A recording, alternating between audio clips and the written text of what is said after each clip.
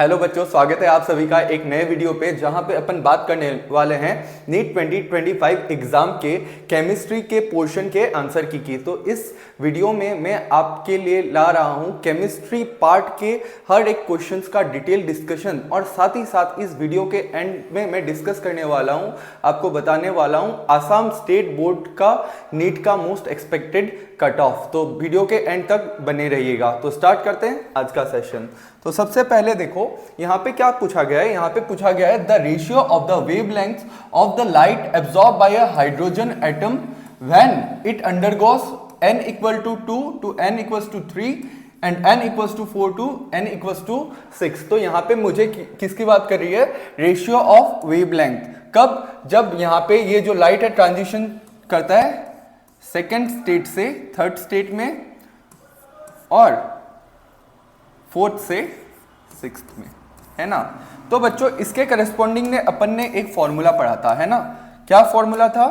1/λ equals to RH into Z square 1/n1 square minus 1/n2 square. तो अब देखो बच्चों, तो सबसे पहले मैं बात करता हूं इस ट्रांजिशन की। तो इसके लिए ये RH, और सिंस हाइड्रोजन की बात कर रही है, यहाँ पे हाइड्रोजन एटम की बात हो रही है, तो Z की वैल्यू क्या हो जाएगी? 1, है ना। अच्छा, यहाँ पे इस ट्रांजिशन के लिए N1 की वैल्यू हो जाएगी 2 और यहाँ पे N2 की वैल्यू हो जाएगी 3। तो ये हो गया मेरा इक्वेशन 1। नेक्स्ट 1/λ क्या है? 4 to 6। तो इसके लिए भी सिंस हाइड्रोजन एटम की बात चल रही है तो Z की वैल्यू होगी 1 और यहाँ पे N1 की वैल्यू हो जाएगी 4 स्क्वायर माइनस 1/6 का स्क्वायर। ये है मेरा इक्वेशन 2। अब मैं इसको इससे डिवाइड कर देता हूँ, है ना। मैं 1 को 2 से डिवाइड जब करता हूँ तो मुझे क्या देखने को मिलता है? देखो, डिवाइडिंग 1/2 वी गेट 1/λ 4 to 6। तो देखो बच्चों, ये वाला पोर्शन क्या हो जाएगा? कैंसिल आउट हो जाएगा। ऊपर में क्या बचेगा? ऊपर में रह जाएगा 1/2 स्क्वायर माइनस 1/3 स्क्वायर और नीचे में रह जाएगा 1/4 स्क्वायर माइनस 1/6 स्क्वायर, है ना। अब मैं इसको सॉल्व करता हूँ, है ना। तो इसको मैं नेक्स्ट पेज में ले जाता हूँ। तो देखो यहाँ पे क्या है, 1, ये क्या आ जाएगा? 1/λ 2 to 3 by 1/λ 4 to 6। तो ये क्या आ जाएगा? 1/2 का स्क्वायर मतलब 4 माइनस 1/9। 1/4 का स्क्वायर मतलब 16 माइनस 1/6 का स्क्वायर 36। ठीक है। अब देखो, अब मैं इसको क्या लिख सकता हूँ? मैं इसको लिख सकता हूँ, ये ऊपर चला जाएगा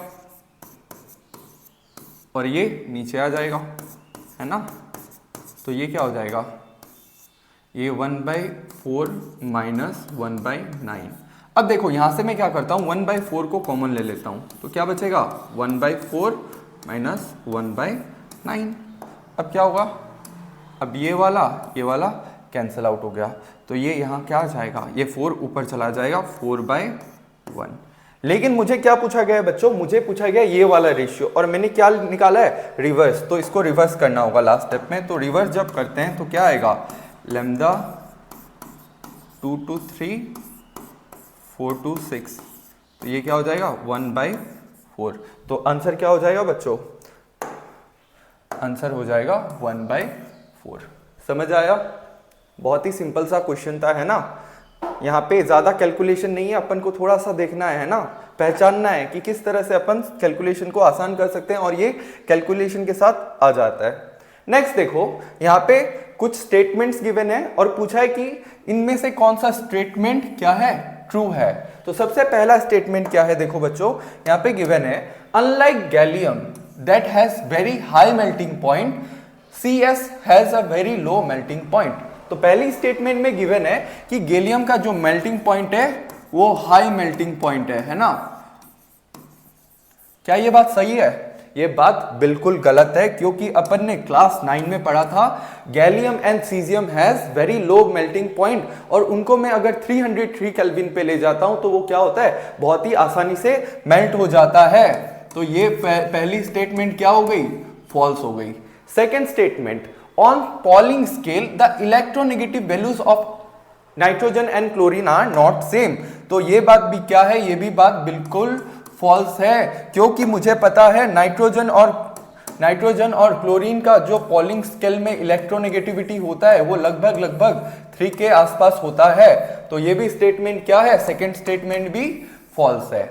अब सी, तो सी में क्या गिवन है, argon, potassium plus, Cl minus, Ca2 plus and S2 minus are all isoelectronic species. तो आइसो इलेक्ट्रॉनिक स्पीसीज क्या होती है, जहां पे नंबर ऑफ इलेक्ट्रॉन्स क्या होते हैं, सेम होते हैं। और यहां पे मैं देख सकता हूं कि सब के सब में कितने इलेक्ट्रॉन्स है, 18 इलेक्ट्रॉन्स है। तो मैं कह सकता हूं कि सारी की सारी स्पीसीज कैसी है, आइसो इलेक्ट्रॉनिक स्पीसीज है। तो मैं यहां पे कह सकता हूं कि ये जो है ये बिल्कुल सही बात कही गई है, ये स्टेटमेंट ट्रू है। अब नेक्स्ट देखो, the correct order of first ionization enthalpy of sodium, magnesium, aluminium and silicon. तो sodium, magnesium, aluminium and silicon की बात हो रही है, और अपन ने इसका आयनाइजेशन एनर्जी का ऑर्डर पढ़ा था कि क्या होता है, ये वाला ऑर्डर होता है किसका, ionization, first ionization enthalpy of second period, second या थर्ड पीरियड एलिमेंट, ठीक है ना। तो यहां पे ये स्टेटमेंट क्या हो जाएगी, ये statement again it is a false statement. और लास्ट में क्या गिवन है, the atomic radius of caesium is greater than lithium and rubidium. तो अगर मैं बात करता हूं रेडियस, तो मुझे पता है लिथियम से बड़ा होता है रुबिडियम, और रुबिडियम से बड़ा होता है सीजियम, मतलब सीजियम सबसे बड़ा होता है। मतलब ये स्टेटमेंट क्या है, ये भी स्टेटमेंट ट्रू है। तो यहां पे मेरे को देखने को मिल रहा है सी एंड ई। तो कौन से दो स्टेटमेंट्स करेक्ट है, सी एंड ई ओनली। तो ये हो जाएगा मेरा करेक्ट आंसर, ठीक है ना। नेक्स्ट क्या है, नेक्स्ट यहाँ पे मुझे क्या गिवन है, यहाँ पे मुझे गिवन है कैटायंस, और मुझको क्या गिवन है, उनके करस्पॉन्डिंग ग्रुप नंबर गिवन है। मुझे आइडेंटिफाई करना है कि कौन सा आयन कौन से ग्रुप में प्रिसिपिटेट फॉर्म करता है। तो ये आप लोग का प्रैक्टिकल केमिस्ट्री बेस्ड क्वेश्चन है। तो आजकल देखा जा रहा है, लास्ट रिसेंट ईयर्स में प्रैक्टिकल केमिस्ट्री के ऊपर बहुत सारे क्वेश्चन पूछ लिए जाते हैं, है ना। तो इसका ध्यान होना चाहिए।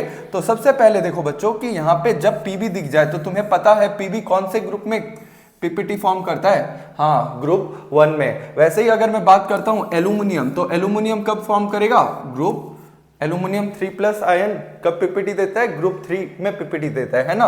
अगर मैं बात करता हूं कोबाल्ट 2+ की, तो कोबाल्ट 2+ बताओ, हाँ ग्रुप 4, और ये Mg2+ का क्या हो जाएगा, ग्रुप 6। तो कौन सा ऑप्शन मैच कर रहा है, देखो तो ए का क्या होगा, ए का होगा 3, फिर बी का क्या होगा 4, सी का क्या होगा 1, और डी का क्या हो जाएगा 2। तो अब चेक कर लो कौन सा ऑप्शन मैच कर रहा है। तो देखो यहाँ पे कौन सा ऑप्शन मैच कर रहा है, यहाँ पे सेकंड ऑप्शन मैच कर रहा है। तो second option is the correct option. Next देखो क्या गिवन है, ऑर्गेनिक का बहुत ही बेहतरीन क्वेश्चन गिवन है। क्या गिवन है, यहाँ पे एक मेरे को सबस्ट्रेट गिवन है और उसके करस्पॉन्डिंग कुछ रिएजेंट गिवन है ना, और मेरे को फाइनल प्रोडक्ट या फिर फाइनल मेजर प्रोडक्ट आइडेंटिफाई करना है। तो मेरे को कुछ नहीं करना है, स्टेप बाय स्टेप प्रोसीड करना है। तो सबसे पहले देखो बच्चों क्या गिवन है, सबसे पहले मुझे एक ऐसा एल्कीन गिवन है ना। अब इसमें क्या गिवन है, इसमें मुझे गिवन है HBr, लेकिन HBr के साथ में क्या गिवन है बच्चों, HBr के सामने गिवन है बेंजोइल पेरोक्साइड। और याद करो मैंने आप लोग को पढ़ाया था एडिशन ऑफ HBr में कि जब यहां पे क्या मिल जाए, पेरोक्साइड मिल जाए HBr के साथ, तो यहां पे कैसा एडिशन होता है, एंटी मार्कोनिकॉफ एडिशन होता है। मतलब एंटी मार्कोनिकॉफ एडिशन का मतलब कि हम लोग का जो negative part of the reagent है, it will get attached to that carbon atom of multiple bond which contains less number of hydrogen atom. तो मल्टीपल बॉन्ड ये मुझे दिखाई दे रहा है, और यहाँ पे मल्टीपल बॉन्ड वाले कार्बन एटम्स कौन से हैं, ये। अब मेरे को बताओ कि इनमें से किसके पास नंबर ऑफ हाइड्रोजन एटम कम है, ऑब्वियसली इस कार्बन के पास, ऑब्वियसली इस कार्बन के पास। तो वो था मार्कोनिकॉप्स। एंटी मार्कोनिकॉप्स में अपन का एडिशन कहां होगा, जहां पे मोर नंबर ऑफ हाइड्रोजन एटम्स हैं। तो अब मेरे को बताओ कि यहाँ पे एडिशन कहां पे होगा बच्चों, हाँ बिल्कुल यहाँ पे, है ना, यहाँ पे एडिशन हो जाएगा किसका, Br का।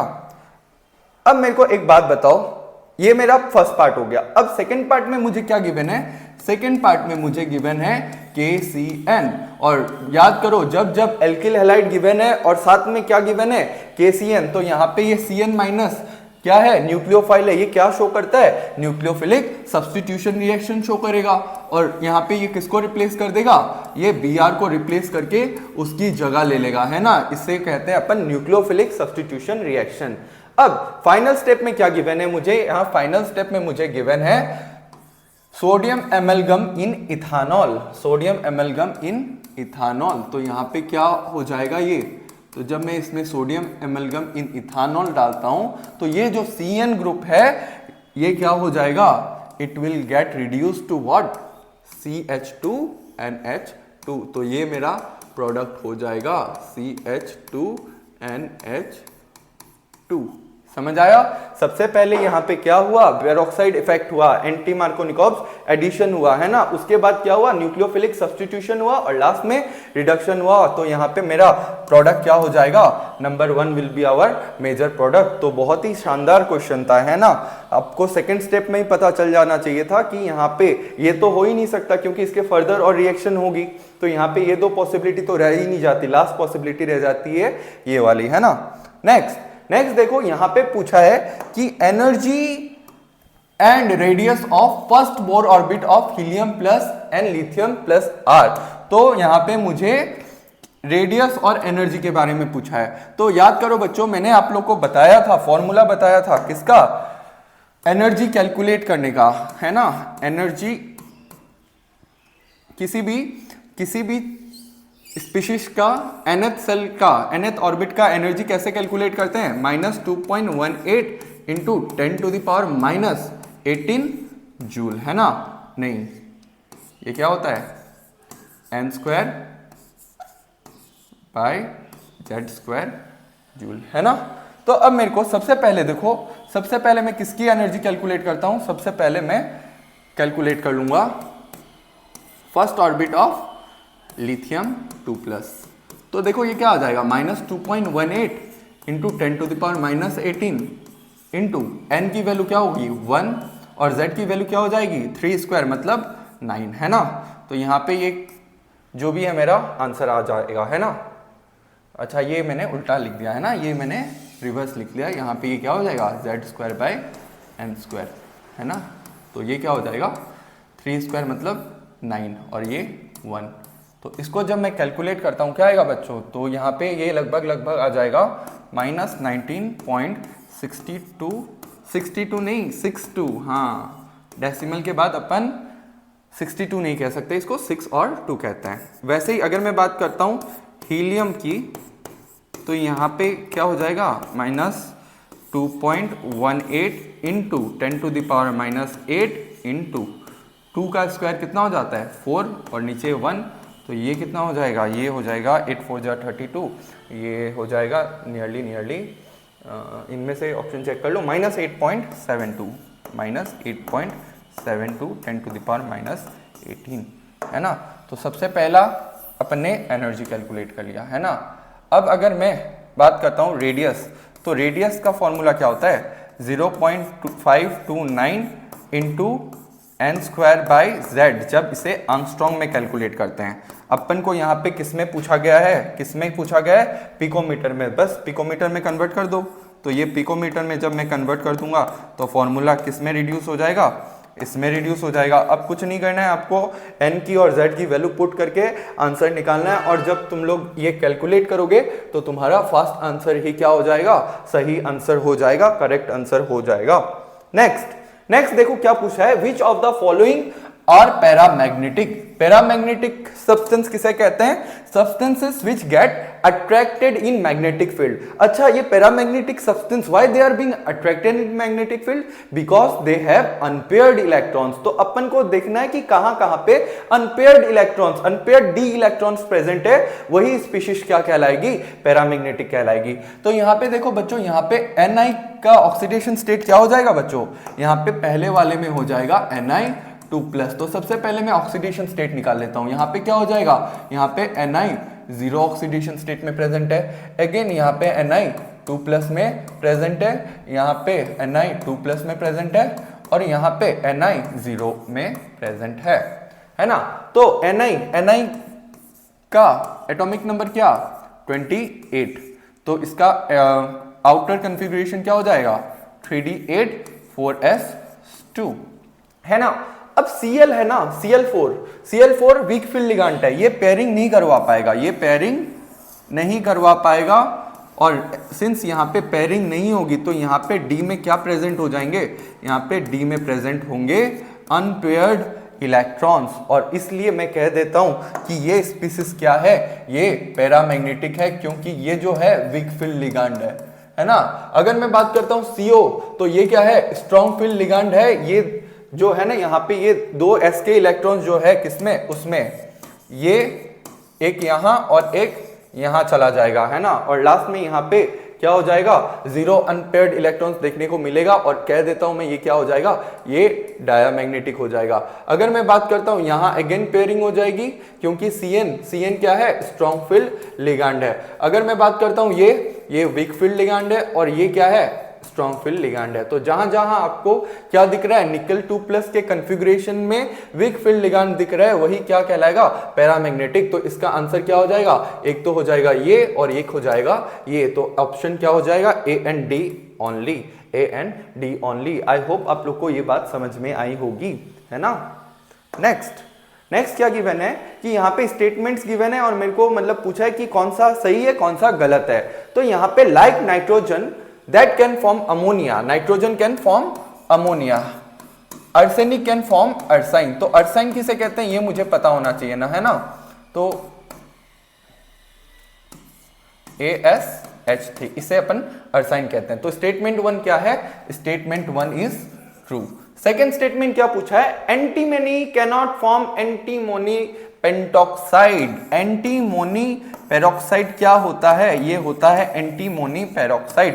क्या एंटीमोनी पेरोक्साइड एग्जिस्ट नहीं करता, मैं कहता हूं एग्जिस्ट करता है। मतलब मैं कह सकता हूं कि ये स्टेटमेंट 1 जो है ये बिल्कुल सही है जबकि ये स्टेटमेंट 2 क्या है बिल्कुल गलत है, फॉल्स स्टेटमेंट है। तो मैं कह देता हूं statement 1 is correct but statement 2 is incorrect. तो आंसर मेरा क्या हो जाएगा ऑप्शन नंबर 3। समझ आया, ये मतलब तुम लोग को थोड़ा ध्यान रखना है, पी ब्लॉक के ऊपर बेस्ड क्वेश्चन आया था है ना। नेक्स्ट यहां पे पूछता है which of the following electronic configuration belongs to main group elements. तो सबसे पहले मुझे पता होना चाहिए बच्चों कि यहां पे मेन ग्रुप एलिमेंट्स क्या है। तो अगर मैं मेन ग्रुप एलिमेंट्स की बात करता हूं तो एस और पी ब्लॉक के एलिमेंट को अपन क्या कह देते हैं, मेन ग्रुप एलिमेंट कह देते हैं। तो अपन को यहां पे आइडेंटिफाई करना है कि कौन कौन सी स्पीशीज इसमें कौन कौन से इलेक्ट्रॉनिक कॉन्फ़िगरेशंस एस और पी ब्लॉक के कॉन्फ़िगरेशन को रिप्रेजेंट करता है। तो सबसे पहले देखो यहां पे ये क्या है, लास्ट इलेक्ट्रॉन कहां पे एंटर कर रहा है, एस सबशेल में एंटर कर रहा है। तो मतलब ये क्या है, ये एक एस ब्लॉक एलिमेंट है। वैसे ये किसका कॉन्फ़िगरेशन है, सोडियम का कॉन्फ़िगरेशन है। अगर मैं यहां पे बात करता हूं तो यहां पे 4s के बाद फिलिंग होती है 3d की है ना। मतलब मैं ये कह सकता हूं कि ये किसका कॉन्फ़िगरेशन है, ये किसी डी ब्लॉक एलिमेंट का कॉन्फ़िगरेशन है। और अगर मैं और पिक्यूलियर बात करूं तो बता सकते हो ना क्या है, ये आर्गन 18 4s2 3d3 मतलब ये किसका कॉन्फ़िगरेशन है, ये है सेक्टिव वेनेडियम का कॉन्फ़िगरेशन है ना। अगर मैं नेक्स्ट बात करता हूं तो यहां पे क्या गिवन है 4d10 5s2 5p5 मतलब यहां पे लास्ट इलेक्ट्रॉन 5p सबशेल में एंटर करता है। मतलब ये भी क्या है, p ब्लॉक का ही एलिमेंट है। अगर मैं यहां पे बात करता हूं तो यहां पे ये किसका है, ये है कॉपर का एक्सेप्शनल कॉन्फ़िगरेशन, देख के ही पता चल रहा है। मतलब ये क्या है, ये एक डी ब्लॉक एलिमेंट है। अब लास्ट वाला देखो, तो लास्ट वाला जब मैं देखता हूं तो मुझे पता है 7s2 के बाद में फिलिंग होती है 6d की और 5f की। तो यहाँ पे ये कौन सा, ये आइदर d या फिर f ब्लॉक का एलिमेंट है। तो यहाँ पे ये भी s और p ब्लॉक का एलिमेंट नहीं है, मैं कह सकता हूं है ना। यहाँ पे since last electron d block में जा रहा है, मान लो ये क्या होगा, d ब्लॉक का ही एलिमेंट होगा। या फिर कभी कभी बहुत सारे एक्सेप्शनल कॉन्फ़िगरेशन होते हैं तो यही है d या f में से किसी एक का होगा। मुझे उससे मतलब नहीं है, मुझे किससे मतलब है, मुझे मतलब है कि यहाँ पे s और p वाले कौन से हैं। तो s और p वाले मेरे को क्या दिख रहे हैं, एक तो a वाला दिख रहा है और एक c ऑप्शन। तो यहाँ पे आंसर क्या हो जाएगा, a and c only. Next, तो next is Dalton's atomic theory could not explain which of the following. तो इनमें से कौन सा statement Dalton's atomic theory explain नहीं कर पाता। तो यहाँ पे फर्स्ट क्या गिवन है, law of conservation of mass, law of constant proportion, law of multiple proportion, law of gaseous volume. तो ये तो बच्चों को पता है, ये कौन सा हो जाएगा, लॉ ऑफ गैसियस वॉल्यूम। और इसे किसने एक्सप्लेन किया था, गैल-लुसाक ने एक्सप्लेन किया था। अब देखो 55 नंबर क्वेश्चन, ये भी बहुत ही बेहतरीन क्वेश्चन था, है ना। तो यहाँ पे क्या करना है मुझे, यहाँ पे मुझे प्रेजेंट अंडरलाइन एटम्स के ऑक्सीडेशन स्टेट को कैलकुलेट करना है। तो यहाँ पे सबसे पहला है पोटेशियम। और याद करो जब अपन ने रिडॉक्स में पढ़ा था rules for calculation of oxidation state, तो वहां पे अपन ने पढ़ा था कि जब कभी एल्कली मेटल्स दिख जाए तो एकदम आंख बंद करके उस पे क्या मार्क कर देना, +1। एल्कली मेटल्स का ऑक्सीडेशन स्टेट क्या होता है, हमेशा +1 होता है ना। अगर मैं बात करता हूं ये क्या है, हाइड्रोजन पेरोक्साइड, और हाइड्रोजन पेरोक्साइड में ऑक्सीजन का ऑक्सीडेशन स्टेट क्या होता है, -1। जब बात होती है पेरोक्साइड की तो पेरोक्साइड में -1 होता है, या फिर आप लोग एक्स मेथड से भी कैलकुलेट करते हो तो भी ये क्या होगा, -1। और यहां पे अगर मैं कैलकुलेट करता हूं तो कितना आ जाएगा, ये +6 आ जाएगा। तो इसका आंसर क्या हो जाएगा, +1 -1 and +6। Next, if the half life for a first order reaction is 1 minute, then the time required for 99.9% completion of the reaction is closest to। तो देखो बच्चों, वैसे तो देखो मैंने आप लोग को कई बार इस टाइप के क्वेश्चंस करवाए हैं और मैंने ये कहा है कि ये जो होता है T99.9% for first order reaction is almost 10 times of T half. आप लोग यहाँ पे वो रेट लो इक्वेशन जो होती है, इंटीग्रेटेड रेट एक्सप्रेशन को उसको पुट करोगे ना, तो आप लोग का ये वाला रिलेशन आ जाता है ना। तो अभी मुझे यहाँ पे टी हाफ गिवन है कितना, 1 मिनट। तो मेरे को बताओ T99% कितना हो जाएगा, obviously it will come out to be 10 minutes. ठीक है, तो मतलब क्या करना है, कैसे करना है, आप लोग को कुछ नहीं करना है। ये वाला जो रिलेशन था, है ना, T99.9 क्या होता है, 2.303 बाई के लॉग। अगर इनिशियल कंसंट्रेशन 1 है और फाइनल कंसंट्रेशन क्या हो जाएगा, 0.1 है ना। तो इसको और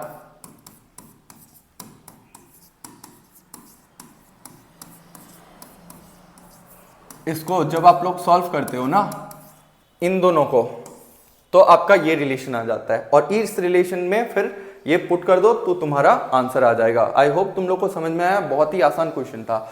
अब नेक्स्ट देखो, नेक्स्ट थोड़ा सा मतलब अच्छा क्वेश्चन था। यहाँ पे क्या पूछता है, the correct order of wavelength of light absorb by the following complexes. तो मेरे को यहाँ पे वेवलेंथ का ऑर्डर पूछा है, वेवलेंथ ऑफ लाइट एब्जॉर्ब, है ना। तो इसके लिए आप लोग को थोड़ा सा मतलब क्या होना चाहिए, थोड़ा बेसिक कंसेप्ट होना चाहिए। आप लोग को पता होना चाहिए कि लाइट कब एब्जॉर्ब होता है, जब यहाँ पे क्या होता है, ट्रांजिशन होता है। यहाँ पे क्या होता है, T2G और EG के बीच में DD ट्रांजिशन होता है, तो वहां पे लाइट एब्जॉर्ब या रिलीज होती है ना। तो अब देखो, अब बात यह है कि यहाँ पे ये क्या है, स्प्लिटिंग एनर्जी।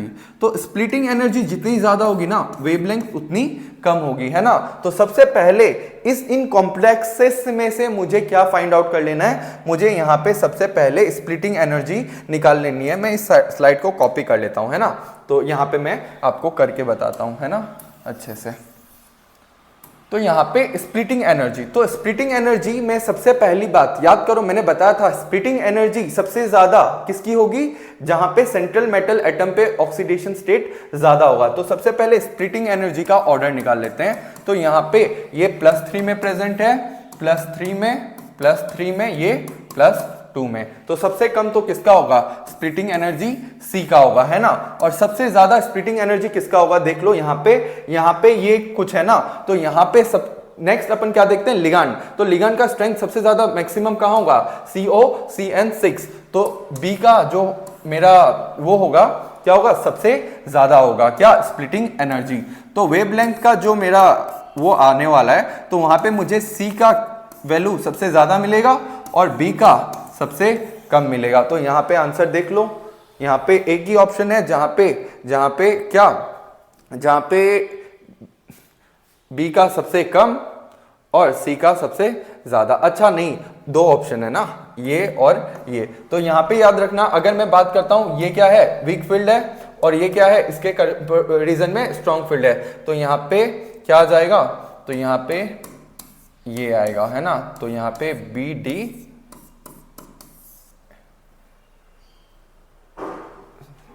नहीं उल्टा लिख दिया मैंने, है ना, डी ए सी, है ना, बी ए डी सी। तो ये वाला आंसर मेरा क्या हो जाएगा, करेक्ट आंसर हो जाएगा। तो स्प्लिटिंग एनर्जी कैसे कैलकुलेट करते हैं, स्प्लिटिंग एनर्जी का क्या ऑर्डर होता है, ये बहुत इंपॉर्टेंट बात है, क्योंकि बहुत बार लास्ट ईयर्स में भी इसके ऊपर बेस्ड क्वेश्चंस आए हैं। तो स्प्लिटिंग एनर्जी कैसे निकालते हैं, उनका ऑर्डर कैसे निकालता है, इसका मैंने तरीका आप लोग को सिखाया हुआ है ना कोऑर्डिनेशन वाले पार्ट में, तो उसको बढ़िया से देखना, है ना। तो अब नेक्स्ट देखते हैं, ये था मेरा आंसर, ठीक है। अब देखो next, Which of the following compounds can exist as cis trans isomers?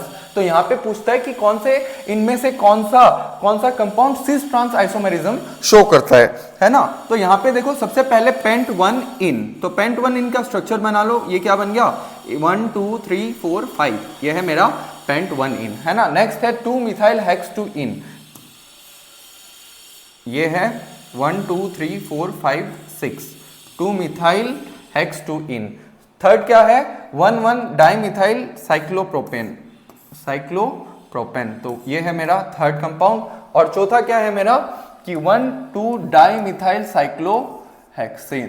तो मेरे को बताओ कि क्या यहाँ पे क्या इस बॉन्ड के corresponding cis trans isomerism possible है, इस बॉन्ड के corresponding cis trans isomerism possible नहीं है, इसके अराउंड नहीं है। क्या यहाँ पे पॉसिबल है, नहीं, क्योंकि इस साइड में भी क्या है दो सेम टाइप के ग्रुप्स है, तो यहाँ पे भी पॉसिबल नहीं होगा। क्या यहाँ पे पॉसिबल होगा, जी नहीं, यहाँ पे भी पॉसिबल नहीं होगा। तो यहाँ पे देखो इस बॉन्ड के अलोंग यहाँ पे रोटेशन क्या है, यहाँ पे रेस्ट्रिक्टेड रोटेशन है, और यहाँ पे सिस ट्रांस क्या हो सकता है, पॉसिबल हो सकता है। तो option D is the correct option. समझ आया। तो यहाँ पे GI शो करेगा, बाकी में यहाँ पे भी फिर से ये क्या थे, सेम टाइप के क्या थे, कंपाउंड्स थे। नेक्स्ट सेम टाइप के ग्रुप्स थे। तो यहाँ पे phosphoric acid ionization in 3 steps with their ionization constant values Ka1, Ka2 and Ka3 respectively, while K is the overall ionization constant, which of the following statements are true? तो सबसे पहले आप लोग को फॉस्फोरिक एसिड का ionization कैसे करते हैं वो पता होना चाहिए। तो यहाँ पे कैसे करते हैं बच्चों, तो ये H+ देगा और साथ ही साथ एनायन क्या होगा, यहाँ पे H2PO4 माइनस, तो इसका डिसोसिएशन कांस्टेंट क्या गिवन है, Ka1। अगर नेक्स्ट स्टेप में क्या होता है, यहाँ पे इसका डिसोसिएशन होगा, है ना, और यहाँ पे H+ और HPO4 2 माइनस Ka2, और लास्ट में क्या होगा थर्ड स्टेप में कि ये फर्दर आयनाइज करेगा और यहाँ पे H+ PO4 3 माइनस। तो मुझे ये कुछ बातें गिवन है, तो अगर मैं ओवरऑल देखता हूँ तो ये क्या आ जाएगा H3PO4, है ना, 3H+ प्लस PO4 3 माइनस। तो अब मुझे पता है अगर इसका इक्विलिब्रियम कांस्टेंट K इक्विलिब्रियम है तो इनके बीच का रिलेशन क्या होगा, K equilibrium equals to Ka1 into Ka2 into Ka3। लेकिन ये बहुत शातिर है, कौन, एग्जामिनर। यहाँ पे इसने डायरेक्ट नहीं गिवन है, यहाँ पे इसने क्या दे दिया है, लॉग। तो इसको मैं ऐसे भी तो लिख सकता हूं बच्चों, log K equilibrium equals to what, log Ka1 plus log Ka2 plus log Ka3। मतलब ये ऑप्शन क्या है, करेक्ट है। अब H3PO4 is a stronger acid than H2PO4 minus and HPO4 2 minus। कहता है कि ये जो है ना, it is a stronger acid than both of this। तो ये बात बिल्कुल सही है, क्यों, क्योंकि दो बातें हैं यहाँ पे, कि यहाँ पे एक बात देखो, यहाँ पे पहला तो कॉमन आयन इफेक्ट हो रहा है, और दूसरा क्या है, देखो अब ये देखो ये न्यूट्रल था, है ना, ये H+ दे देगा, कोई दिक्कत नहीं है, लेकिन इस पे क्या आ चुका है, नेगेटिव चार्ज आ चुका है। अब ये क्या ये और H+ देके और नेगेटिव होना चाहेगा क्या, क्या कोई स्पीशीज नेगेटिवली चार्ज स्पीशीज, मतलब कोई भी चीज चार्ज होनी चाहती है क्या, सब क्या चाहते हैं, सब चाहते हैं न्यूट्रल रहना चाहते हैं, है ना, सब न्यूट्रलिटी के तरफ मूव करना चाहते हैं। लेकिन यहाँ पे ये इस साइड जब जाता है ये क्या है कि न्यूट्रलिटी से दूर भाग रहा है। तो मैं कह सकता हूं कि ये दोनों के करेस्पॉन्डिंग जो है ना कि यहाँ पे H प्लस निकालना आसान कहां पे होगा, यहां पे होगा, है ना। तो इसलिए ये क्या है, स्ट्रॉन्गर एसिड, तो ये ऑप्शन भी क्या है, करेक्ट है।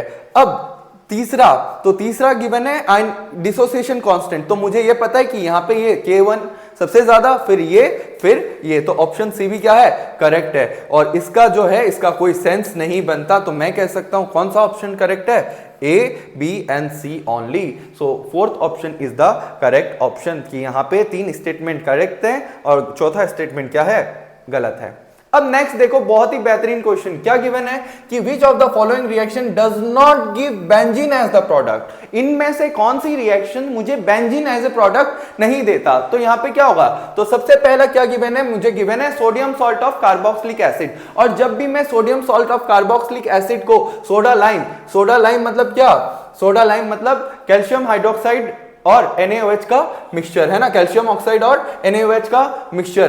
तो कैसा मिक्सचर, 3:1 मिक्सचर। यहां पे क्या हो रही होगी, यहां पे डीकार्बोक्सिलेशन, और यहां पे प्रोडक्ट क्या हो जाएगा, यहां पे प्रोडक्ट हो जाएगा बेंजीन, है ना। सो नेक्स्ट एन-हेक्सेन, ये वाला भी अपन ने हाइड्रोकार्बन में पढ़ा था, यहां पे ये क्या हो जाएगा, यहां पे जब मैं एन-हेक्सेन को मोलिब्डेनम ट्राइऑक्साइड के साथ इस इतने टेम्परेचर पे और इतने प्रेशर में क्या करता हूं, रिएक्शन करवाता हूं, तो यहां पे किसका फॉर्मेशन होता है, बेंजीन का, यहां पे एरोमेटाइजेशन हो रहा है।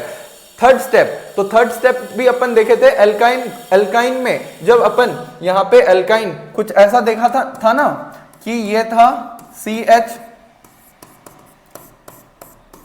ऐसा था ना, हाँ, जब यहां पे Fe रेड हॉट Fe2, तो यहां पे ये क्या हो जाता है, ये ऐसे, ये ऐसे, ये ऐसे, है ना। यहां पे भी क्या फॉर्मेशन हो जाता है, बेंजीन का फॉर्मेशन हो जाता है, मतलब ये भी मुझे बेंजीन दे ही देगा। लास्ट स्टेप में क्या दिया है, बेंजीन डाइओजेनियम क्लोराइड, और साथ में क्या दिया हुआ है, वाटर। कैसा वाटर, वार्म वाटर, और यहां पे मुझे पता है यहां पे प्रोडक्ट क्या बनने वाला है, यहां पे, और यहां पे प्रोडक्ट बनने वाला है फिनॉल। तो मेरा फोर्थ ऑप्शन क्या हो जाएगा, करेक्ट ऑप्शन हो जाएगा।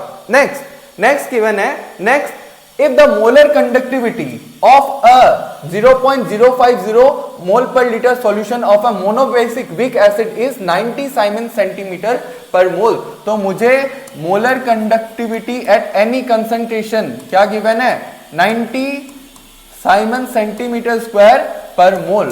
साथ ही साथ मुझे क्या गिवन है, साथ ही साथ पूछा है it's extent of dissociation will be, degree of dissociation will be. यहां पे क्या गिवन है, lambda infinity of cation and lambda infinity of anion. तो यहां से मुझे पता है मैं क्या कर सकता हूं, मैं इसकी वैल्यू निकाल सकता हूं, कैसे, मोनोबेसिक है ना, तो यहां पे कुछ नहीं करना है, यहां पे बस ये एडिशन कर देना है ना। तो देखो ये क्या होगा कि यहाँ पे 349.6 प्लस 50.4, तो इसको जब मैं कैलकुलेट करता हूँ ये कितना आ जाएगा, 400। अब मेरे को बताओ कि अल्फा कैसे निकालते हैं, lambda m by lambda infinity m, तो यहाँ पे ये 90/400, और जब मैं इसको सॉल्व करूंगा तो आंसर आ जाएगा 0.225।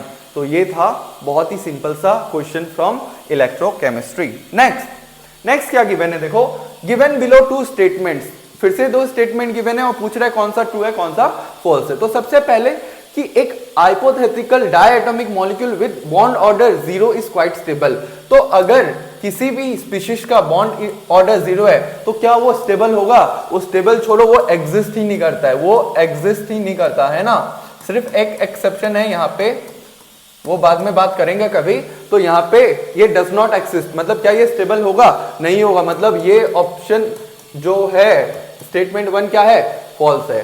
सेकंड पूछता है as bond order increases the bond length increases, क्या ऐसा होता है, नहीं होता, क्योंकि मुझे पता है कि बॉन्ड ऑर्डर इंक्रीज होने से बॉन्ड स्ट्रेंथ क्या हो जाती है, इंक्रीज हो जाती है, और जब जब बॉन्ड स्ट्रेंथ इंक्रीज होती है बॉन्ड लेंथ क्या हो जाती है, डिक्रीज हो जाती है। तो ये भी क्या है, ये भी एक फॉल्स स्टेटमेंट है। तो मैं कह सकता हूं यहां पे both the statement are false, तो option second will be the correct option.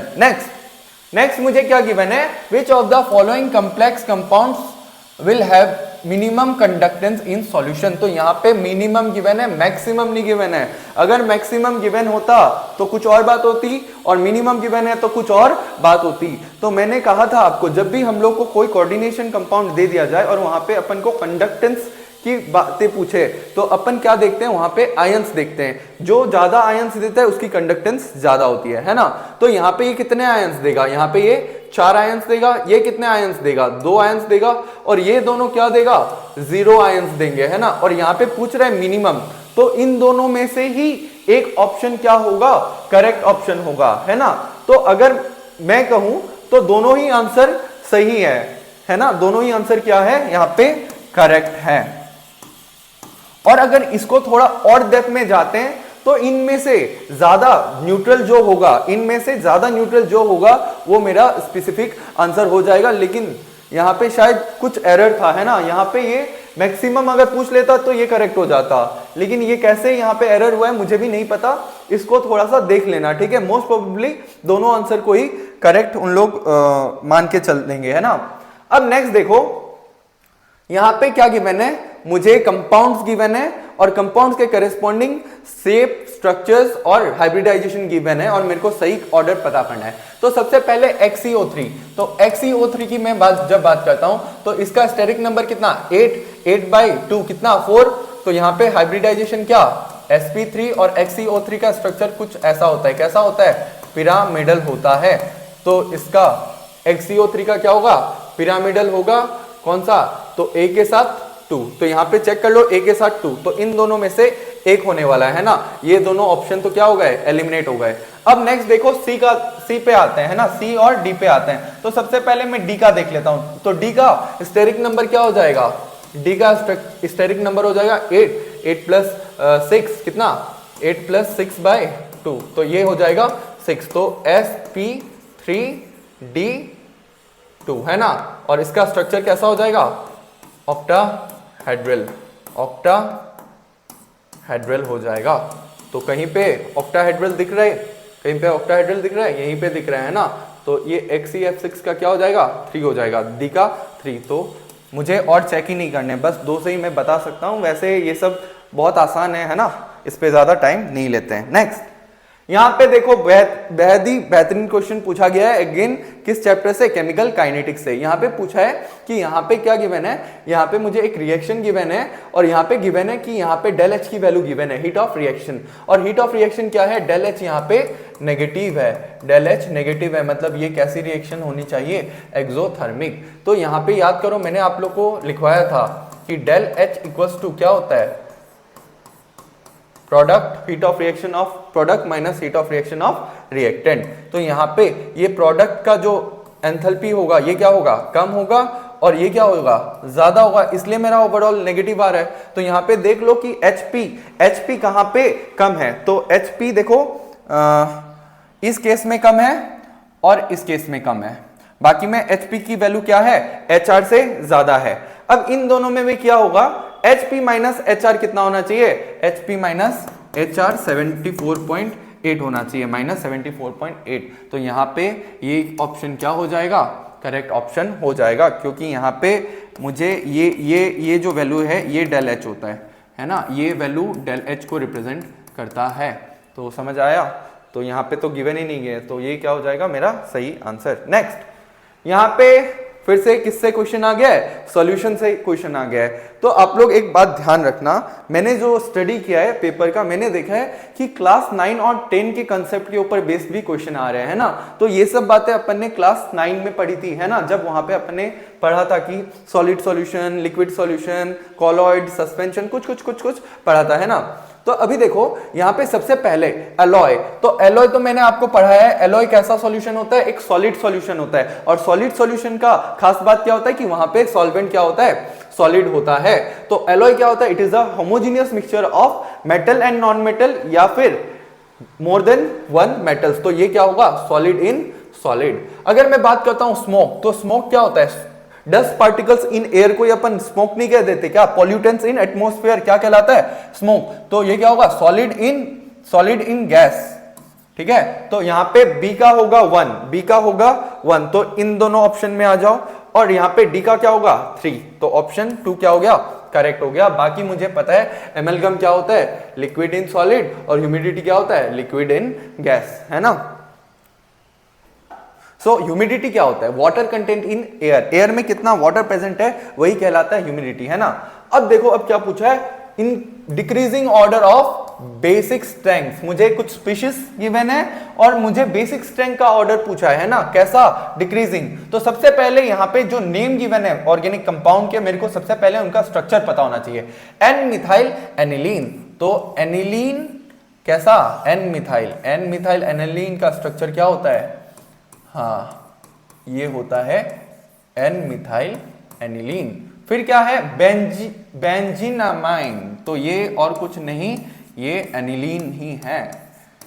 Next क्या है, नेक्स्ट है इथेनेमाइन, CH3CH2NH2, और लास्ट में क्या है, एन इथाइल इथेनेमाइन, मतलब यहां पे लास्ट वाला क्या है, एन इथाइल इथेनेमाइन, तो ये, तो इनमें से सबसे ज्यादा बेसिक स्ट्रेंथ किसकी होगी, तो सबसे पहले मुझे पता है कि ये क्या है, एरोमेटिक और ये क्या है, एलिफेटिक। तो एरोमेटिक और एलिफेटिक में बेसिक स्ट्रेंथ ज्यादा किसकी होगी, इनकी होगी। क्यों, क्योंकि यहां पे जो लोन पेयर्स प्रेजेंट है नाइट्रोजन के ऊपर वो कैसे हैं, डीलोकलाइज्ड है, मतलब वो रेजोनेंस में हिस्सा ले रहे हैं, they are involved in resonance, मतलब उनका डोनेशन टेंडेंसी क्या होगा, कम होगा।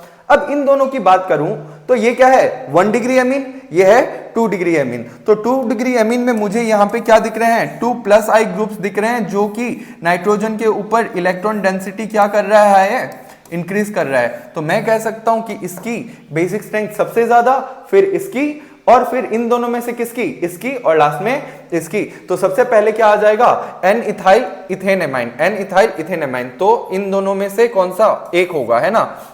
तो एन इथाइल इथेनेमाइन दोनों में। नेक्स्ट क्या होना चाहिए, नेक्स्ट होना चाहिए इथेनेमाइन, तो किसमें इथेनेमाइन, दोनों में ही इथेनेमाइन है, ठीक है। नेक्स्ट क्या होना चाहिए, हाँ एन मिथाइल एनिलीन, तो ये थर्ड ऑप्शन क्या हो जाएगा, करेक्ट हो जाएगा, है ना, कि यहां पे ये भी तो +I है, जबकि यहां पे कोई +I नहीं है, ये NH2 होगा, ठीक है। नेक्स्ट यहां पे मोल कंसेप्ट के ऊपर बेस्ड एक सिंपल सा क्वेश्चन पूछा गया है। क्या पूछा गया है कि इसमें से अपन को सेलेक्ट करना है, we have to choose the ones with equal number of atoms, equal number of atoms. तो देखो यहां पे सबसे पहले क्या है, 212 ग्राम ऑफ Na2CO3, तो सबसे पहले मोल्स निकाल लो।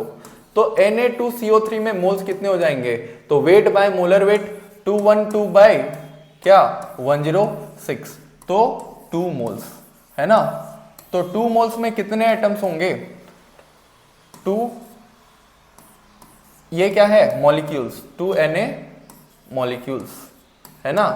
और एटम्स कितने होंगे, तो याद करो मॉलिक्यूल्स इनटू एटोमिसिटी, तो एटोमिसिटी क्या है यहाँ पे 3, 4, 5, 6, तो 6 इंटू 2 Na, तो ये क्या हो जाएगा, ये हो जाएगा 12 Na, है ना। एटम्स क्या निकालते हैं, कैसे निकालते हैं, molecules, number of molecules into atomicity.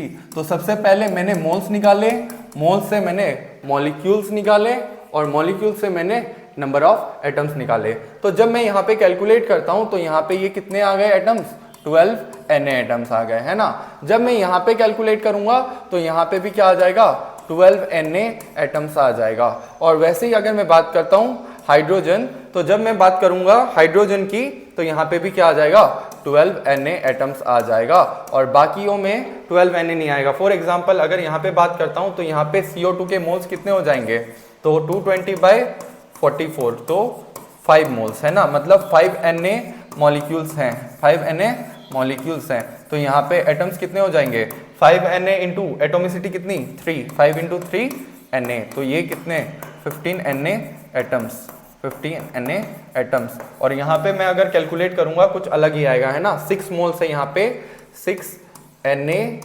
Into atomicity क्या है 3 है, तो ये 18 Na आ जाएगा। तो यहाँ पे आंसर क्या हो जाएगा, A, B and D, A, B and D। तो 2 number answer will be the correct answer. ठीक है।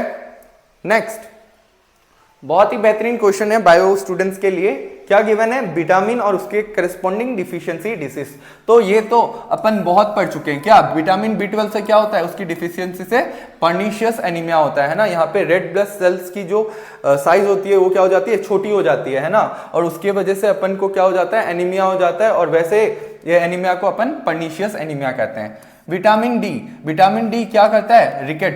रिकेट्स बच्चों के पैर जो होते हैं ना तो टेढ़े हो जाते हैं, है ना। बोन डिफिशियंसी डिजीज है रिकेट्स। अगर मैं बात करता हूं B2, तो B2 से क्या होता है? इसकी डिफिशियंसी से चिलियोसिस होता है। और विटामिन B6 की डेफिशिएंसी से कन्वल्शंस होता है ना। तो यहाँ पे A के करस्पॉन्डिंग क्या होगा? 4। तो A के करस्पॉन्डिंग 4, ये दोनों ऑप्शन। B के करस्पॉन्डिंग 3, दोनों में ही है। C के करस्पॉन्डिंग 1 किसमें? ये 2 number will be the correct option.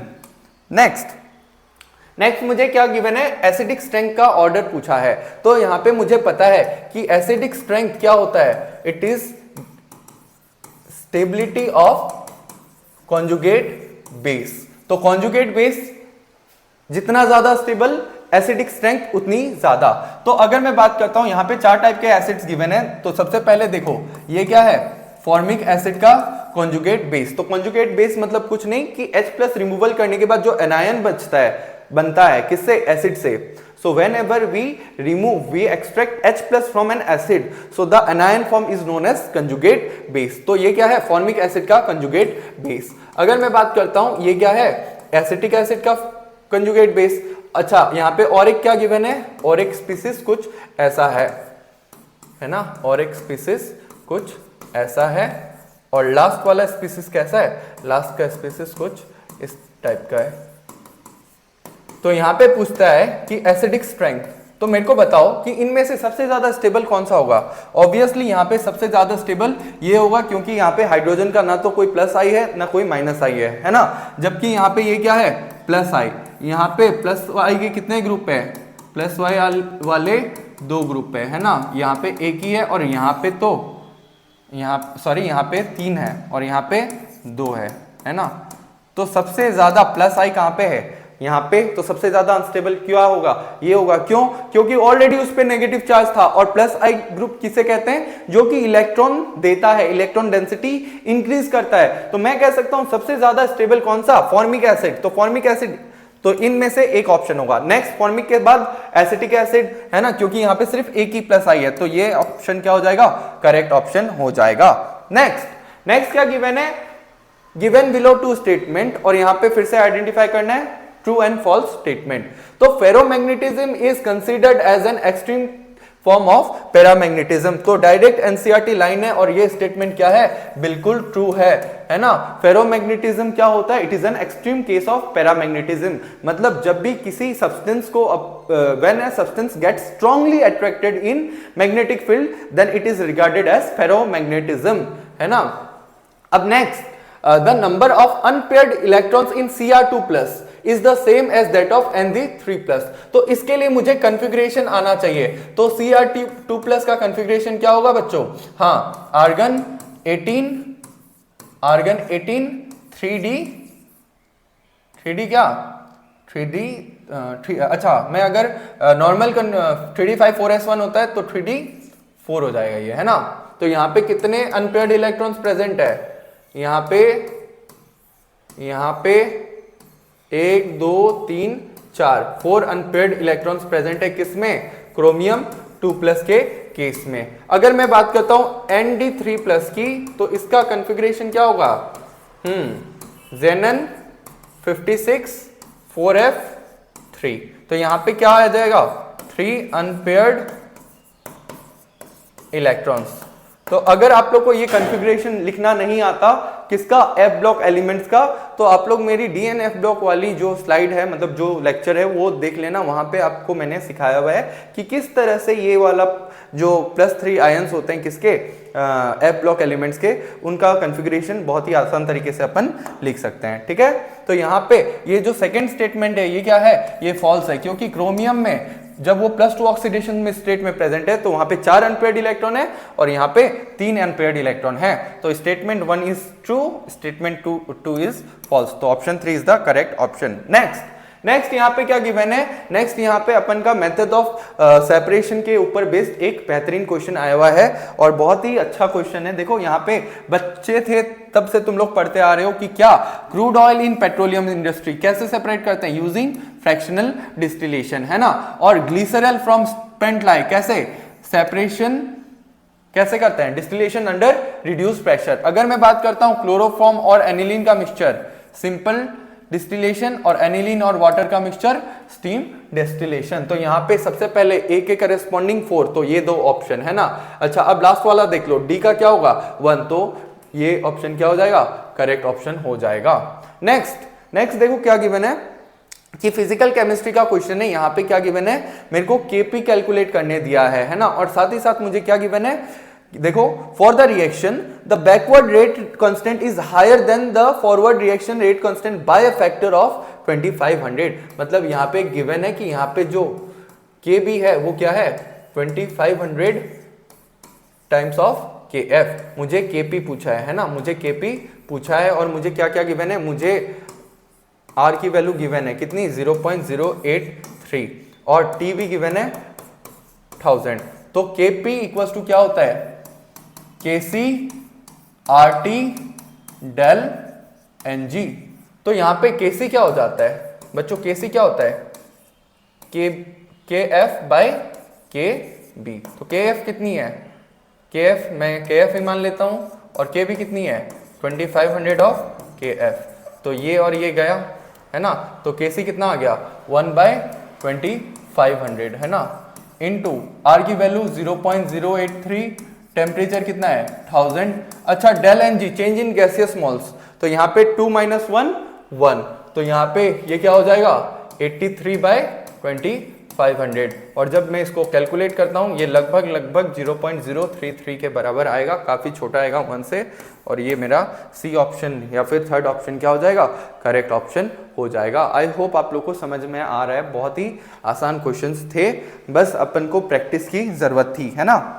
Next देखो, नेक्स्ट क्या पूछा है, given below are two statements, statement 1 और स्टेटमेंट 2, कौन सा करेक्ट है कौन सा इनकरेक्ट है आइडेंटिफाई करना है। तो सबसे पहला पूछा है, सबसे पहले गया है गिवन है benzene diazonium salt is prepared by reaction of aniline with nitrous acid at 273 to 278 kelvin, it decomposes easily in dry state. तो बिल्कुल सही स्टेटमेंट है कि ये जो होता है ना कि एनिलीन को जब मैं नाइट्रस एसिड है ना, नाइट्रिक एसिड कैसे बनता है bye reaction of Na2 plus HCl at what 273 to 278। तो यहाँ पे क्या बन जाता है, यहाँ पे बन जाता है बेंजीन डाइएजोनियम क्लोराइड।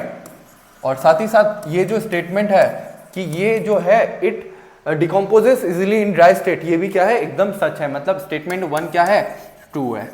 अब सेकंड स्टेटमेंट क्या है कि insertion of iodine into the benzene ring is difficult, बिल्कुल correct, and hence iodobenzene is prepared through the reaction of benzene diazonium chloride with KI। और यहां से मैं क्या बना लेता हूं आयोडोबेंजीन बना लेता हूं। तो ये भी क्या है बिल्कुल सही है, ये क्या है ये स्टेटमेंट भी बिल्कुल सही है। तो both statement 1 and 2 are correct, तो option A is the correct option. Next, how many products including stereoisomers are expected from monochlorination of the following compounds. तो मोनोक्लोरिनेशन प्रोडक्ट्स के बारे में पूछा है। यहां पूछता है कि जब मैं इस 2-मिथाइल ब्यूटेन का क्या करवाता हूं मोनोक्लोरिनेशन, तो यहां पे कितने आइसोमर्स, कितने total products including stereo isomers are possible. तो सबसे पहले यहां पे कितने टाइप के, मेरे को बताओ कितने टाइप के मतलब क्लोरीनेटेड प्रोडक्ट्स बन सकते हैं। अगर मैं स्टेरियो आइसोमर को नहीं कंसीडर करता हूं तो यहां पे अपन देखते हैं टाइप ऑफ हाइड्रोजन्स।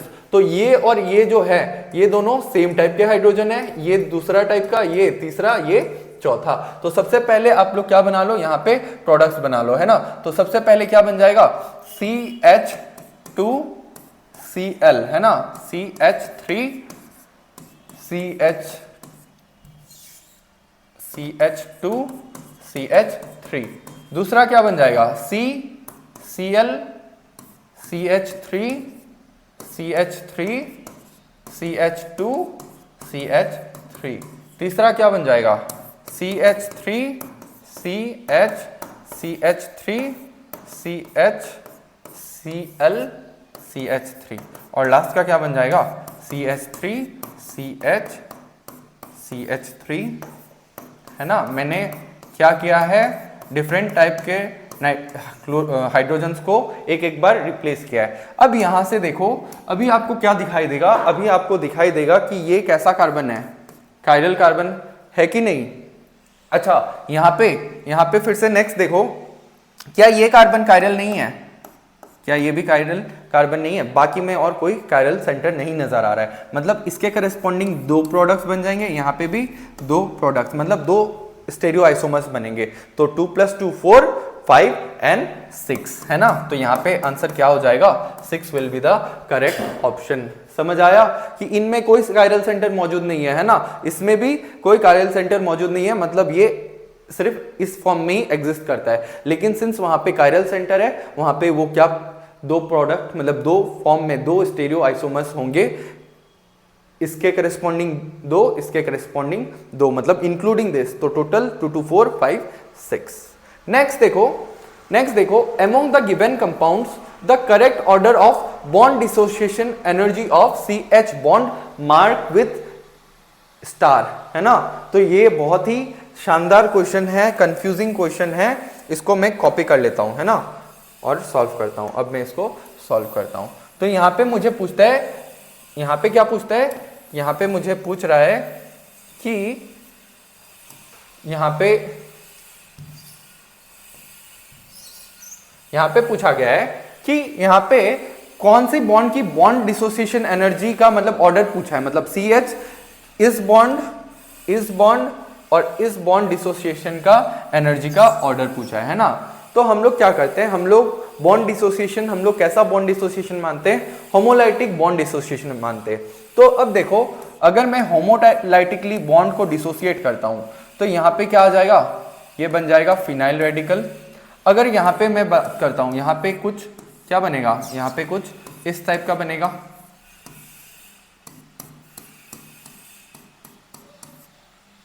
यहाँ पे कुछ इस टाइप का, और लास्ट में कुछ इस टाइप का बन जाएगा। अब देखो ये जो रेडिकल होती है ये किस टाइप की स्पीशीज होती है, ये होती है इलेक्ट्रॉन डेफिशिएंट स्पीशीज है ना। तो मुझे पता है ये कार्बन क्या है, ये है sp है ना, मतलब या फिर मैं कह देता हूं कि ये जो कार्बन रेडिकल अटैच्ड है ये किसके साथ अटैच्ड है, sp। ये किसके साथ अटैच्ड है, sp2 सेंटर के साथ, और यहाँ पे ये अगेन किसके साथ अटैच्ड है, sp2 सेंटर के साथ अटैच्ड है ना। तो मुझे पता है कि ऑलरेडी ये गरीब है ना, और गरीब को ये sp क्या होता है, और गरीब कर देगा। इलेक्ट्रोनेगेटिविटी ऑर्डर क्या होता है, sp ग्रेटर देन sp2, तो ये सबसे ज्यादा अनस्टेबल है ना। अगर मैं बात करता हूं इन दोनों में से, तो यहां पे देखो क्या ये एरोमेटिक नहीं लग रहा है, मतलब ये क्या है, ये कुछ स्टेबल है ना, स्टेबल है किसके कंपैरिजन में, इसके कंपैरिजन में। तो सबसे ज्यादा स्टेबिलिटी का ऑर्डर यहां पे क्या आ जाएगा, स्टेबिलिटी का ऑर्डर आ जाएगा कि सबसे ज्यादा स्टेबल कौन, ये थर्ड वाला, फिर कौन 1 वाला, और लास्ट में कौन 2 वाला।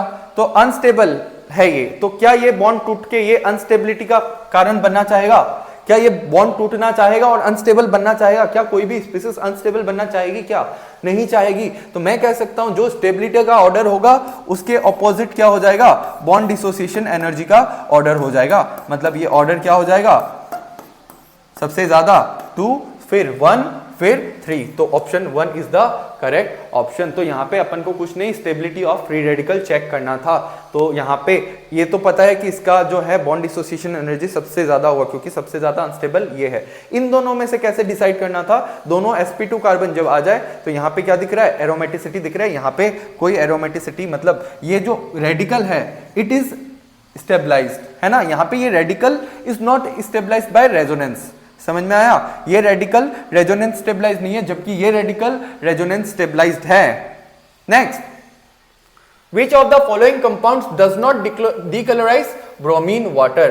तो क्या इसको डिस्कस करने की जरूरत है क्या मैंने आपको टेस्ट फॉर अनसैचुरेशन नहीं बताया था कि किस तरह से alkane does not show any reaction with bromine water, जबकि एल्किन और एल्काइन क्या शो करते हैं, alkene and alkyne they decolourise what, bromine water. तो यहाँ पे देखो, यहाँ पे ऑप्शन क्या हो जाएगा, यहाँ पे एल्केन कौन है, ये वाला, इसी को पहचानना था। नेक्स्ट, अच्छा अब यहाँ पे क्या गिवन है, सबस्ट्रेट गिवन है, रिएजेंट गिवन है, प्रोडक्ट बनाना है। तो सबसे पहले क्या है, मुझे गिवन है एक कंपाउंड जिसमें क्या है, कीटोनिक ग्रुप है ना, और साथ ही साथ साइनाइड ग्रुप भी है। और यहाँ पे क्या दे देता है, CH3MgBr। CH3MgBr ये क्या है, ये है ग्रिग्नार्ड रिएजेंट, और Grignard reagent can act as nucleophile as well as base. तो यहां पे ये क्या है, ये है कीटोन कार्बोनिल, कैसा रिएक्शन, न्यूक्लियोफिलिक एडिशन रिएक्शन। ये जाएगा यहां पे अटैक करेगा, ये ओपन अप हो जाएगा, और क्या बन जाएगा यहां पे ये कुछ इस तरह से बन जाएगा, है ना। ये CN अपनी जगह पे, ये CH3 इधर, ये OMgBr, और जब मैं इस पे हाइड्रोलाइसिस कर देता हूं तो ये क्या हो जाएगा, ये जो OMgBr है वो किस में कन्वर्ट हो जाएगा, वो हाइड्रोजन में कन्वर्ट हो जाएगा, है ना, मतलब OH में कन्वर्ट हो जाएगा। तो ये मेरा क्या हो जाएगा, फाइनल प्रोडक्ट। तो देखो बच्चों कौन सा नजर आ रहा है, हाँ बिल्कुल ये, this is the correct option. बहुत ही इजी क्वेश्चन था। नेक्स्ट पूछता है कि which of the following aqueous solution will exhibit highest boiling point. तो यहाँ पे बॉइलिंग पॉइंट का ऑर्डर पूछा है। तो याद करो बच्चों कि बॉइलिंग पॉइंट, तो बॉइलिंग पॉइंट किसका ज्यादा होगा, तो याद करो del Tb equals to i into k b into m, है ना। अब देखो जहां पे एलिवेशन क्या होगा ज्यादा, वहीं पे तो बॉइलिंग पॉइंट भी ज्यादा होगी, है ना, समझ आया। बॉइलिंग पॉइंट अगर ज्यादा होगा तो एलिवेशन भी क्या होगा, ज्यादा होगा। अभी कंसंट्रेशन क्या है, कांस्टेंट है वहां पे, और साथ ही साथ एक्वस सॉल्यूशन गिवन है, मतलब वाटर है सॉल्वेंट, और सॉल्वेंट के लिए ही अपन केवी की बात करते हैं, और सिंस यहाँ पे सॉल्वेंट सेम है तो ये भी क्या है, कांस्टेंट। तो ये जो बॉइलिंग पॉइंट है ये किसके ऊपर डिपेंड करेगा, डेल टीबी, और ये डेल टीबी की वैल्यू किस पे डिपेंड करेगा, आई की वैल्यू। तो यहाँ पे आई की वैल्यू अपन को चेक कर लेनी है। तो यूरिया के लिए आई की वैल्यू 1 होती है, इसके लिए आई की वैल्यू क्या होती है, इसके लिए 2 होती है, इसके लिए क्या हो जाएगी 3 हो जाएगी, और इसके लिए अगेन 1। तो आई का वैल्यू सबसे ज्यादा Na2SO4 के लिए, ये सबसे ज्यादा आयंस देगा, और यहाँ पे मतलब जो मेरा बॉइलिंग पॉइंट आने वाला है ना, सॉल्यूशन का सबसे हाईएस्ट आने वाला है, ठीक है। नेक्स्ट देखो यहां पे नेक्स्ट अपन को गिवन है क्या, प्रोसेस गिवन है, और प्रोसेस के करेस्पॉन्डिंग कैटलिस्ट के कुछ नेम गिवन है। DNF ब्लॉक का क्वेश्चन नहीं है ना, एकदम अच्छे से वहां पे हर एक प्रोसेस के करेस्पॉन्डिंग कौन से कैटलिस्ट यूज होते हैं वो गिवन है। तो हेवल्स प्रोसेस में कौन सा कैटलिस्ट होता है, हाँ ऑब्वियसली आयरन। वेकर ऑक्सीडेशन में अगेन PdCl2। विल्किंसन कैटलिस्ट किसे कहते हैं, इसे कहते हैं, और जिगलर नाटा कैटलिस्ट किसे कहते हैं, इसे कहते हैं। मतलब पूरा करेक्टली मैच्ड है कि A का 1, B का 2, C का 3, D का 4। तो third option is the correct option. तो पॉलीमराइजेशन ऑफ इथीन, जब पॉलीथीन बनाते हैं, इथीन का पॉलीमराइजेशन करते हैं, तो वहां पे यूज होती है जिगलर नाटा कैटलिस्ट। और ये सब जो है बहुत ही बेहतरीन क्वेश्चंस है, आप लोग को पता होना चाहिए।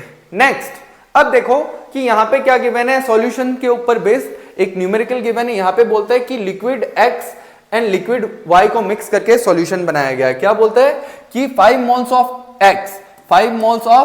X and 10 moles of Y are mixed, है ना, और इसको मिक्स करके एक सॉल्यूशन बनाया गया जिसका वेपर प्रेशर कितना आया, 70 टॉर। तो ऑब्जर्व्ड वेपर प्रेशर कितना है, 70 टॉर है। बोलता है vapour pressure of pure X, pure X का जो वेपर प्रेशर है कितना है 63, और प्योर Y का जो वेपर प्रेशर है वो क्या है 78। पूछता है कि कौन सा स्टेटमेंट करेक्ट है, the solution shows positive deviation, negative deviation, ideal या फिर कुछ कुछ, है ना, the solution has volume greater than the sum of individual volumes. तो यहाँ पे ये कैसे चेक करता हूं मैं, ये मैं चेक करता हूं, यहाँ पे मैं क्या कर लूंगा, यहाँ पे मैं थ्योरेटिकल वेपर प्रेशर निकाल लूंगा और चेक कर लूंगा, है ना। तो थ्योरेटिकल वेपर प्रेशर कैसे निकालते हैं बच्चों, कि याद करो एक फॉर्मूला था, p s equal to p naught a x a plus p naught b x b. तो यहाँ पे अगर मैं इसको ए मान लेता हूं, है ना, तो देखो, तो P नॉट ए कितना गिवन है 63, एक्स ए मतलब mole fraction of A, moles of A by total moles, mole fraction of A मतलब moles of A by solution के मोल्स। वैसे ही P नॉट बी कितना हो जाएगा 78 इंटू 10/15। और जब मैं इसको देखो, यहाँ पे ये 3 टाइम्स गया, यहाँ पे 5 2 जा 5 3 जा 3 2 जा 6 26। तो इसको कैलकुलेट करता हूं तो ये कितना आ जाएगा, ये आ जाएगा 21 प्लस 52 तो 73। तो देखो क्या आया, यहां पे आ गया कि जो ऑब्जर्व्ड वेपर प्रेशर है वो क्या है, लेस देन थ्योरेटिकल। मतलब लेस देन का मतलब क्या, नेगेटिव डेविएशन। तो या आंसर क्या हो जाएगा, करेक्ट हो जाएगा कि सॉल्यूशन कैसा सॉल्यूशन है, this is a solution showing negative deviation from Raoult's law.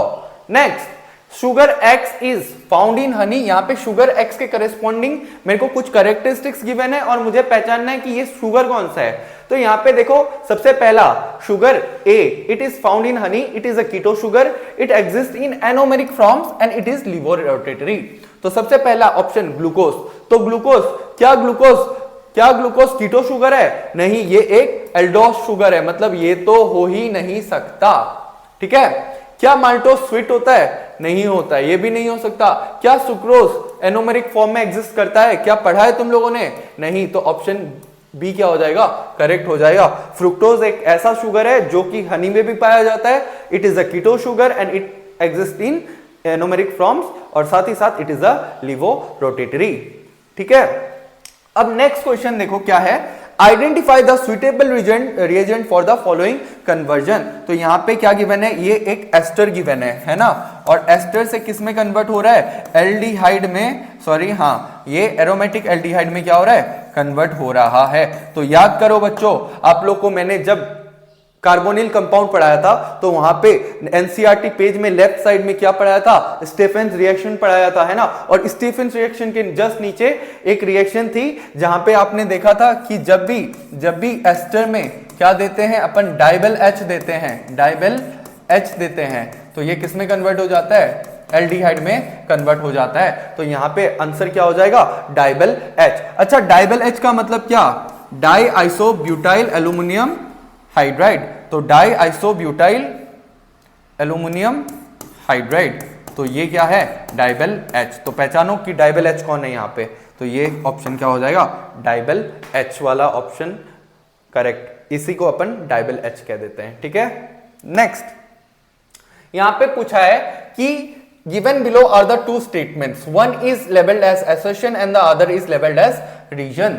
तो यहाँ पे assertion reasoning based क्वेश्चन पूछा है और अपन को पूछा है कि बताओ कि कौन सा ऑप्शन यहाँ पे करेक्ट है। तो assertion क्या है कि यहाँ पे क्या गिवन है, 1 2 3 4, अच्छा 1 2 3 4।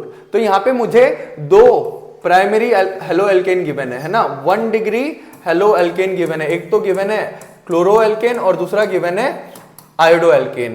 तो यहां पे पहला बोलता है this undergoes SN2 reaction faster than that.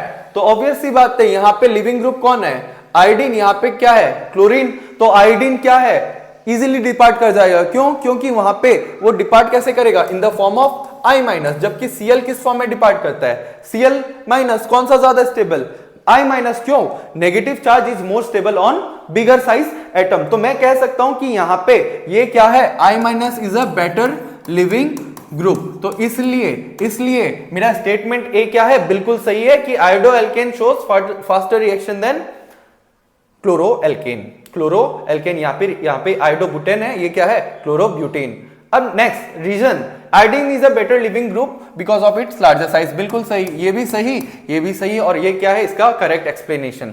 तो both A and R are true and R is the correct explanation of A. बिल्कुल सही है. नेक्स्ट क्या गिवन है? The standard heat of formation, standard heat of formation in kilo calorie पर mole of Ba2+ is. साथ ही साथ क्या गिवन है? Standard heat of formation of sulphate ion, standard heat of crystallisation और साथ ही साथ standard heat of formation of BaSO4. तो देखो BaSO4 का फॉर्मेशन कैसे होता है? Ba2+ aqueous plus SO4 2- aqueous goes to what? BaSO4 solid, है ना. तो अगर मैं इसकी हीट ऑफ रिएक्शन की बात करता हूं तो heat of reaction in terms of heat of formation, तो क्या होगा? Heat of formation of product minus heat of formation of reactant. तो अच्छा, हीट ऑफ रिएक्शन, क्या ये क्रिस्टलाइजेशन रिएक्शन नहीं है क्या? क्या ये क्रिस्टलाइजेशन वाली प्रोसेस नहीं है क्या? है ना. तो ये हीट ऑफ रिएक्शन कितना होगा? यहाँ पे जो BaSO4 का हीट ऑफ क्रिस्टलाइजेशन दिया है यही होगा, है ना. यहाँ पे ये -4.5 होगा. अब heat of formation of product, product का हीट ऑफ फॉर्मेशन कितना गिवन है? -349 माइनस रिएक्टेंट का, रिएक्टेंट का Ba2+ का, SO4 का माइनस का, है ना. तो Ba2+ का मैं निकालना है तो मैं x मान लेता हूं और SO4 का कितना गिवन है? इट इज -216, है ना. तो यहां पे जब मैं कैलकुलेट करता हूं तो यहां पे x क्या आ जाएगा? यहां पे x आ जाएगा -128.5. तो ये क्या हो जाएगा? मेरा करेक्ट ऑप्शन हो जाएगा. बेहद ही सिंपल सा क्वेश्चन है. यहाँ पे बस पता होना चाहिए था कि ये जो रिएक्शन है ये क्रिस्टलाइजेशन रिएक्शन को ही रिप्रेजेंट करता है और ये रिएक्शन की वैल्यू क्या होगी? -4.5. बाकी तो तुम लोग पहचान सकते हो आसान तरीके से. Next total number of possible isomers both structural as well as stereoisomers of cyclic ethers of molecular formula C4H8O. तो जब मैं इसका DBU कैलकुलेट करता हूं ना ये 1 आता है ना, डिग्री ऑफ अनसेचुरेशन मतलब. तो खैर देखो, इसको मैं ज्यादा डिस्कस नहीं करूंगा, ये थोड़ा सा लेंथी है और ये मतलब इसका आंसर मैं बता देता हूं 10. यहाँ पे मतलब स्ट्रक्चर्स बनाते जाऊंगा तो थोड़ा टाइम लग जाएगा 10 स्ट्रक्चर बनाने में, है ना. तो ये मैं कभी अलग से डिस्कस कर दूंगा. फिलहाल के लिए बस याद रखो कि इसका आंसर क्या होगा? 10 होगा. ठीक है. नेक्स्ट पूछा identify the correct orders against the property. तो सबसे पहले डायपोल मोमेंट. तो डायपोल मोमेंट वाटर का, तो वाटर का स्ट्रक्चर बना लो, है ना. वाटर का स्ट्रक्चर बना लो. ये क्या है? वाटर का स्ट्रक्चर. फिर क्या? NH3. तो NH3 का स्ट्रक्चर क्या होता है? कुछ ऐसा होगा NH3 का स्ट्रक्चर. और लास्ट में क्या है? CHCl3. CHCl3. अब मेरे को बताओ कि सबसे ज्यादा डायपोल मोमेंट किसका होगा? ऑब्वियसली इसका ही होगा सबसे ज्यादा डायपोल मोमेंट, है ना. कि इसका सबसे ज्यादा, फिर ये मेरा ऑर्डर रहेगा, है ना. तो अब मेरे को बताओ कि क्या ये ऑर्डर करेक्ट नहीं है? ये ऑर्डर बिल्कुल करेक्ट है. Next XeF4, XeO3, XeF2 number of lone pairs. तो XeF4 का स्ट्रक्चर क्या होता है बच्चों? XeF4 का स्ट्रक्चर क्या होता है? तो XeF4 का स्ट्रक्चर कुछ इस तरह से होता है. और इस पे कितने लोन पेयर्स? इस पे 2 लोन पेयर्स. कितने? 2 लोन पेयर्स. नेक्स्ट XeO3, कितने लोन पेयर्स होते हैं? 1 लोन पेयर होता है XeO3 में. ठीक है, 1 लोन पेयर. और लास्ट में क्या है? XeF2. तो इस पे कितने हो जाएंगे? इस पे 3 लोन पेयर है. 3 लोन पेयर है. तो क्या ये ऑर्डर करेक्ट है? नहीं, ये ऑर्डर क्या है? इनकरेक्ट है. ये क्या है? Bond length. तो ये बॉन्ड लेंथ का ऑर्डर जो भी है ये भी क्या है? इनकरेक्ट है. और लास्ट में देखो बॉन्ड एंथैल्पी. तो bond enthalpy N2 O2 H2. तो ऑब्वियसली ये भी क्या है? करेक्ट ऑर्डर है. तो कौन सा करेक्ट है? A and D only. तो option A is the correct option. Next क्या गिवन है? इक्विलिब्रियम बेस्ड क्वेश्चन है. पूछता है कि यहाँ पे एक रिएक्शन गिवन है और बोलता है कि ये डेल H यहाँ पे क्या है? डेल H पॉजिटिव है, मतलब एंडोथर्मिक रिएक्शन है. तो मुझे बताओ कि अगर मेरे को इस रिएक्शन को फॉरवर्ड शिफ्ट करना है तो मैं क्या कर सकता हूं? तो सबसे पहले यहां पे मैं कर सकता हूं कि एंडोथर्मिक है, टेम्परेचर इंक्रीज करने से क्या हो जाएगा? फॉरवर्ड शिफ्ट हो जाएगी. तो टेम्परेचर इंक्रीज मतलब हायर टेम्परेचर, लोअर टेम्परेचर वाला ऑप्शन गया. अब पूछता है कंसंट्रेशन. तो जब मैं इसकी कंसंट्रेशन डिक्रीज करता हूं, या तब तो ये फॉरवर्ड शिफ्ट होगा, या फिर इनकी कंसंट्रेशन क्या करता हूं, इंक्रीज। तो यहां पे हायर कंसंट्रेशन ऑफ O2, हाँ ये भी करेक्ट है, ये दोनों ही करेक्ट है, मतलब option A, C and D। समझ आया कि जब मैं इनकी कंसंट्रेशन इंक्रीज कर देता हूं, ये किधर शिफ्ट मार जाएगा, फॉरवर्ड शिफ्ट मार जाएगा। चाहे मैं टेम्परेचर इंक्रीज कर देता हूं तो सिंस एंडोथर्मिक है, फॉरवर्ड शिफ्ट मार जाएगा। तो ये तीन ऑप्शन क्या है, करेक्ट है। तो यहां पे आंसर हो जाएगा A, C, D। नेक्स्ट क्या गिवन है, rate constant of a reaction is 0.03 per second, how much time does it take for इतना concentration of reactant to get reduce to इतना। तो याद करो बच्चों, एक फॉर्मूला था क्या, KT equals to 2.303 log A0 by A। ये A0 किसको रिप्रेजेंट करता है, इनिशियल कंसंट्रेशन को। तो ये K की वैल्यू 0.03 है, T 2.303 है ना, log। तो A0 कितना है, A0 है 7.2 और ये कितना है 0.9। तो इसको कैंसिल आउट करूंगा, क्या आ जाएगा log 8। तो 2.303 इंटू log, इसको मैं क्या लिख सकता हूं 2 to the power 3। तो 2.303 ये 3 आगे आ जाएगा, log 2 है ना, और इधर में ये मैंने इसको इधर ले जाता हूं मैं 0.03 है ना। इसको फर्दर यहाँ पे log 2 के वैल्यू मुझे गिवन है कितना 0.301। तो ये क्या हो जाएगा 2.303 इंटू 3 इंटू 0.301 और नीचे क्या है 0.03। तो इसको जब मैं कैलकुलेट करता हूं तो ये क्या आ जाएगा बच्चों, तो ये देखो बहुत ही आसान है ना। ये क्या आ जाएगा 60, मुझे पता है ये होता है 0.693 है ना, ये 0.01, तो 69.3 सेकेंड्स आ जाएगा है ना। रेट कांस्टेंट किसमें गिवन है, ये पर सेकेंड में गिवन है, तो आंसर सेकेंड में आएगा। तो ये ऑप्शन करेक्ट है। और लास्ट में देखो, लास्ट में फिर से अपन को किसमें से गिवन है, प्रैक्टिकल बेस है ना, लसाइन टेस्ट। लसाइन टेस्ट बहुत ही इंपॉर्टेंट टेस्ट होता है ना। तो यहाँ पे पूछता है कि इनमें से कौन सा वाला रिएक्शन लसाइन टेस्ट को रिप्रेजेंट नहीं करता है ना। तो ये वाला रिप्रेजेंट करता है ना, ये वाला रिप्रेजेंट करता है, ये वाला भी रिप्रेजेंट करता है, जबकि ये वाला रिप्रेजेंट नहीं करता। ये महज एक रिडक्शन रिएक्शन है। यहाँ पे क्या हो रहा है, यहाँ पे रिडक्शन हो रहा है। तो ये बात ध्यान रखना है ना। ये कार्बन का रुको CO, हाँ किसका, कॉपर का रिडक्शन हो रहा है यहाँ पे। तो इसी के साथ ये जो पेपर है ये यहाँ पे समाप्त होता है, पेपर डिस्कशन।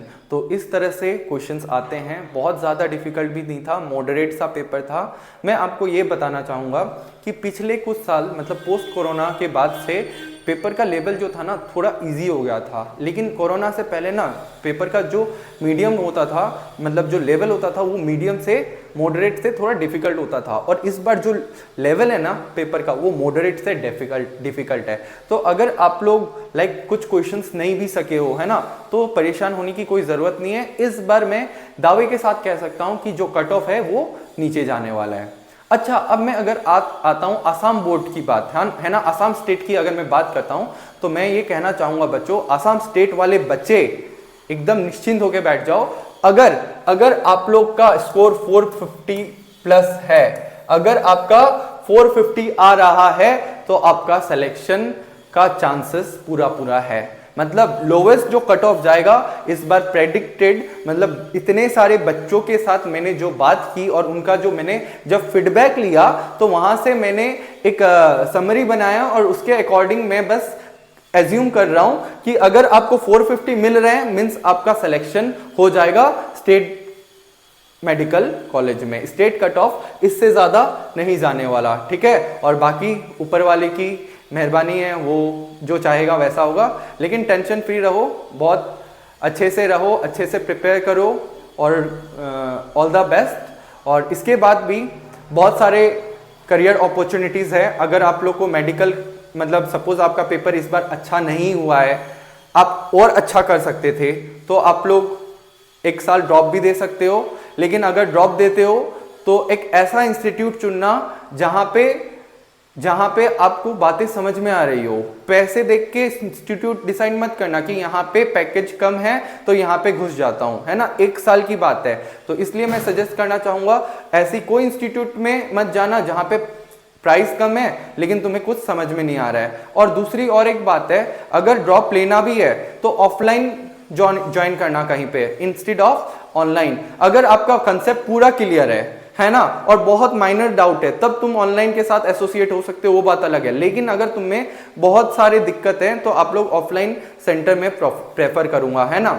और जो लोग मेडिकल नहीं करना चाहते उसके लिए भी बहुत सारी करियर अपॉर्चुनिटीज है।